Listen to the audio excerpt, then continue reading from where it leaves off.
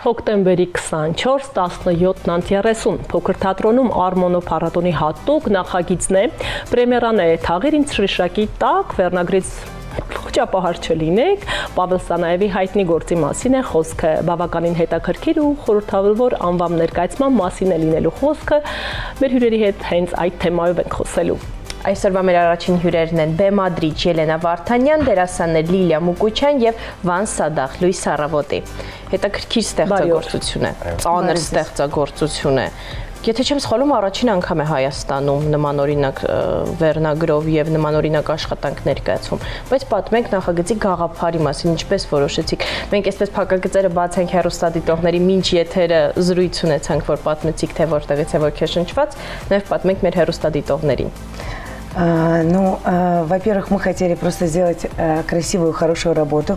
Естественно, для меня лично очень важный фактор в этой работе всегда является произведение и артисты. Я считаю, что это самое главное, что может быть. Но вот, как вы говорите, мы только что обсуждали этот вопрос. Я услышала песню Лолиты и Акмаля «Похороните меня за плинтусом», замечательную. Слушая ее, вспомнила о пьесе, еще раз о повести. Еще раз прочитала, вот, и мне показалось, что мы бы могли сделать свою версию. Сейчас, когда мы говорим «Похороните под плинтусом» об этой повести, все говорят, это очень сложно, это очень тяжелая драматическая вещь, потому что, учитывая, что есть прекрасный снятый фильм на эту тему, есть замечательные спектакли, и они конкретно... Дело даже не в этом, у нас другой способ выражения, другое видение этой повести. То есть это в любом случае по мотивам повести Павла Санаева, и здесь мы больше разбираем, наверное, социально важные вещи, то есть даже сам факт этой бабушки, которая и в произведении, и в других и в фильме, и в других спектаклях, она очень жесткая, жестокая, но у нас она достаточно огромное сочувствие вызывает. Ну и плюс ребенок. Мы, скорее всего, сделали эту работу совместную про судьбы, человеческие судьбы. Конечно, это очень важно. Про личности, про человеческие судьбы, про то, как не нужно, про то, как нужно, про огромную любовь. Невероятную любовь бабушки к внуку. Да.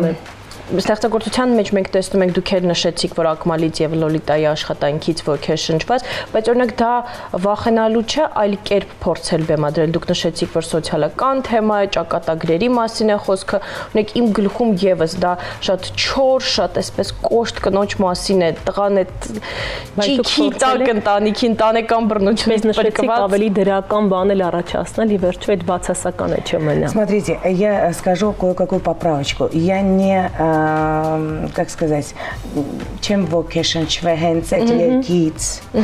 просто услышав эту песню, я вспомнила эту прекрасную повесть. И от этой истории у меня появилась идея. Идея, просто понимаете, если мы сейчас будем открывать скобки, то нам дальше придется уже сказать, все, не смотрите спектакль, мы вам все рассказали. Но хотела бы сказать о том, что артисты выступают там как артисты. То есть не как люди, которые именно переживают этот момент.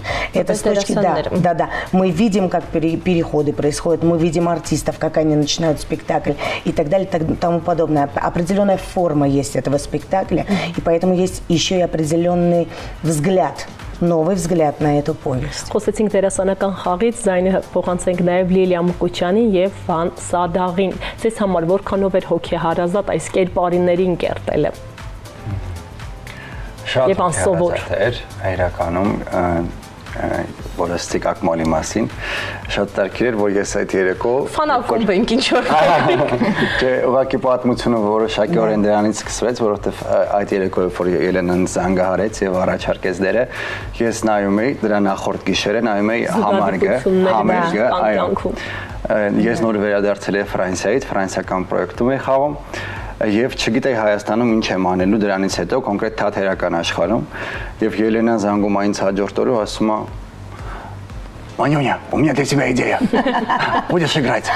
Похрен ты меня за плинтусом. Ты же не занят, будешь играть. Արդեն ամեն բան որոշված էր։ Так, пожалуйста, не откажи мне.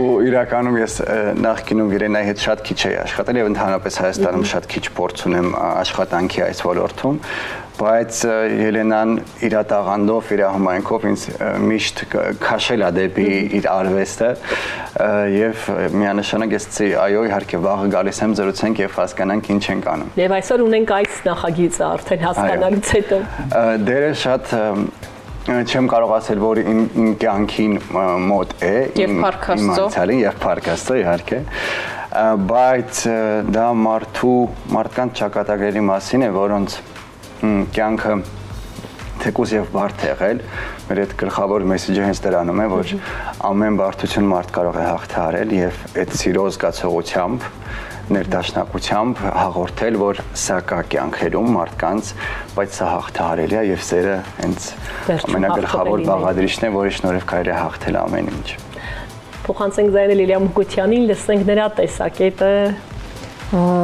Տեսեք, ես եւ Ելենան առաջին անգամ չէ, որ աշխատում ենք միասին, Ելենան որպես ռեժիսոր, ես որպես դերասանուհի, մենք արդեն ունենք բեմադրված երկու աշխատանք, որից մեկը բավականին, այսպես ասած, լուրջ հաջողություններ գրանցած մոնոներկայացում է, կատաղած բալերինա Վիպակի հիման վրա, հիմա արդեն խաղում ենք ռուսական թատրոնի խաղացանկում եւ Ելենայի հետ մենք անդադ ինչ-որ նյութեր ենք քննարկում անընդհատ եւ ամիս ու կես առաջ երբ նա ինձ զանգահարեց, սա այն դեպքն է, երբ կան առաջարկներ, որոնցից հրաժարվել ուղղակի հնարավոր չէ։ Այդպես էլ ասեց, ինչ ես մտածում, եթե մենք բեմադրենք այս գործը, ինձ արդեն պարզ էր ինչ դերի մասին է խոսքը, ինչպես ասեց իմ գործընկերը Վանը, որևէ կերպ ինձ իդենտիֆիկացնել այս կերպարի հետ ես չեմ կարող, ինքներդ եք հասկանում ինչ կերպար եմ ես խաղում եւ երբ որ ես տանը խոսեցի այդ մասին, ամուսինը շատ լավ ծանոթ է գործին, մինչեւ օրս չի կարողանում հավատալ, թե ես դա ինչպես կարող եմ խաղալ։ Անդադ ասում եմ, բայց նա չափազանց է, այդպես շատ կոշտկին է, ինչպես դու դա կարող ես անել, չեմ պատկերացնում քեզ, բայց կարծում եմ յուրաքանչյուր դերասանի համար գալիս է մի տարիք, երբ միանշանակ կերպարներ խաղալը դառնում է ոչ այնքան հետաքրքիր աշխատանք։ Այս առումով այս կնոջ կերպարը չափազանց ոչ միանշանակ է եւ քանի որ մենք 2 օրեր այսպես ասած Ելենան մեզ հանգիստ էր տվել եւ եթե մի փոքր ես անդադ նյութի մեջ եմ անդադ մտածում եմ ներկայացման մասին, մանավանդ որ շուտով առաջնախաղն է լինելու, եթե մի փոքր տարածված աչքերով նայենք, այստեղ ներկայացումը բեմադրված է բրեխտյան թատրոնի սկզբունքների հիման վրա, երբ դերասանը մի փոքր տարածված է խաղում իր կերպարը, ինչպես նաև ես կարող եմ ասել, թող անպագորգոր չհնչի, նաև անգլիական թատրոնի դպրոցի հիմունքներն եմ ես այստեղ տեսնում, տեքստը արտաբերելու հետաքրքիր ձևը, ոչ կենցաղային մոտեցումը գործին, որովհետև գործը ինքն իրենով բավականին կենցաղային գործ է։ Սա թերություն որպես ես չեմ ասում, որպես գրական գործ, այո։ Այստեղ ես կարծում եմ, որ հիմնական ասելիքը չնայած ներկայացումը չունի պատասխաններ ոչ մի բան, ներկայացումը հարցեր է բարձրացնում եւ կարծում եմ, որ յուրաքանչյուր արվեստի ստեղծագործություն առաջին հերթին բարձրացնում է հարցեր եւ չի տալիս պատասխաններ, այո։ Այստեղ մարդու ընտրության մասին է խոսքը գնում առաջին հերթին, ինչ է ընտրում մարդը իր կյանքում, ինչ է ընտրել այն կինը, որը որ թողել է երեխային եւ գնացել է, ինչու է նա դա արել, ունի նա արդարացում թե չունի, այս կինը ինչու է այսպես սիրում այս երեխային, որովհետեւ նա այլ կերպ չի կարող սիրել, որովհետև նա ունի բավականին ծանր կենսագրություն, ինչու ենք մենք դարձել այսպիսին, այլ ոչ թե մեկ այլ կերպ, որտեղից են գալիս մեր խնդիրները, արդյոք ոչ մանկությունից, Հիմա շատ են այդ մասին, չէ՞, խոսում բոլորը։ Այո, բավականին տարածված մշակույթ է, երբ որ մենք դիտում ենք մարդկանց տարբեր ագրեսիվ դրսևորումներ, նարցիստիկ, սարկաստիկ դրսևորումներ եւ ասենք ամեն բան գալիս է մանկական տրավմաներից։ Բոլորս դիլետանտ հոգեբաններ ենք, էլի, բոլորս այդ դիագնոզը տալիս ենք եւ շարժվում առաջ։ Խոսույթը շատ է հիմա մանկական տրավմա։ Այո, շատ են խոսում այդ մասին եւ հիմնականում դառնում է նույնիսկ արդարացում այս կամ այն վարքագծի։ Այո, դրսևորումների երբեմն դա այդպես չէ, բայց ամեն դեպքում չգիտեմ, ես կարծում եմ եւ բոլորովին էլ ծանր տպավորություն չի թողնում, մենք արդեն ունեցել ենք հանդիսատես փոքրականակ իհարկե, բայց ինչպես է եղել արձագանքը։ Շատ հետաքրքիր եւ շատ անսպասելի, անսպասելի լինելը թատերարվեստում շատ դժվար է եւ դա ստացվել է, կարծում եմ, մեր մոտ ավելորդ համեստություն չլինի, որևէ հանդիսատես չի դուրս եկել ներկայացումից այսպես ծանր, մղձավանջային տպավորությունով եւ միշտ այդ հարցը տալիս են Ելենային, ինչպես ես դու կարողացել այնպես մոտենալ այս գործին, որ դեպրեսիվ ինչ որ տրամադրություն չառաջացնի։ Դա եղել է ռեժիսորի առաջին, երկրորդ եւ երրորդ նախապայմանը։ Ինչպես է դա ձեզ հաջողվել, որ депрессив դուրս չգան, ավելի խաղաղված լինեն, ինքնամաքրված։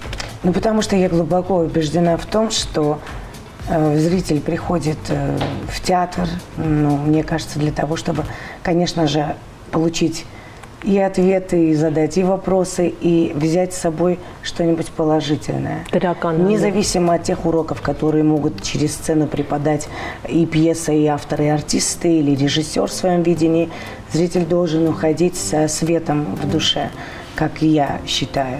Это очень важно для меня. И именно очень была интересная работа именно с этим произведением, вот, потому что я сама изначально не понимала, как можно это все перекинуть на более светлый лад в этом плане. И с вашего позволения я бы очень-очень большое спасибо хотела бы сказать нескольким людям, а именно вот замечательным артистам Лиле Мукачян, Вану Садаху. И спасибо большое, что вы доверились в очередной раз. Ты в первый, Лилька в очередной. Я очень вам благодарна. И хочу сказать, что над проектом работает огромная команда. Во-первых, проект в рамках прекрасного фестиваля «Армоно», которым руководит Марьяна Махитарян. Замечательный руководитель этого проекта, кстати, нашего проекта. Великолепная женщина, с которой мы всегда рады работать, и мы ей благодарны. Я хочу сказать спасибо всей команде, а именно сценографу Тиграну Арутюняну, художнику по костюмам Милене Тернер, моей сестре, кстати. Хочу сказать спасибо большое нашему пиар-менеджеру Владу Мурадяну. Я хочу сказать спасибо человеку, который создал для нас великолепную афишу и вообще все фотографии, видеоряды. Это очень талантливый Гарик Манукян. Я хочу сказать спасибо Гайку Агабекяну, световику нашему, который делает прекрасный свет. И мы же про свет в этом спектакле. Я хочу сказать спасибо звуковику Сергею Петросяну. И хочу сказать Армине Арутюнян спасибо, она наш костюмер, плюс реквизитор, который нам помогает во всем. И вообще, самое важное, как мне кажется, в любой работе, которая только-только начинается, это именно команда. Команда единомышленников, команда талантливых людей, потому что вот моя любимая фраза «один в поле не воин», и это про меня. Я без них никуда, без всей этой команды, потому что мы выступаем как одно единое такое сообщество маньяков по театру. Я так это понимаю, да. Вот всем большое спасибо. Շնորհակալ ենք ձեզ անխափան առաջնախաղ արդեն ավելի մեծ մասշտաբով եւ մենք ունենանք կարճաթև գովազդ եւ վերադառնանք դիմավորելու մեր հաջորդ հյուրերին։